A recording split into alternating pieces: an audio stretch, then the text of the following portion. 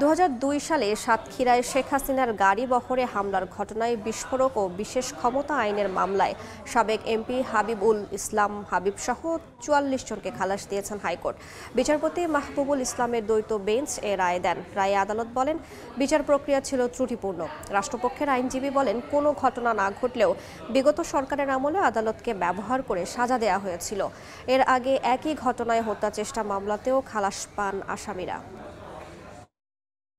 শেখ হাসিনার গাড়িবহরের হামলার মামলা পদ্ম আদালত এটা নিম্ন আদালতে 44 জন আসামিকে যাবজ্জীবন কারাদণ্ড দেয়।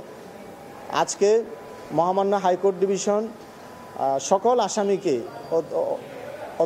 দুইটা মামলা থেকে খালাস প্রদান করেছেন। মাননীয় বিচারপতি মুবিনা আশরাফ আপিলটা শুনেছেন, শুনে 46 জনের 4 জন তো মারা গেছে, 46 জনকে বেকুশে খালাস দিয়েছেন।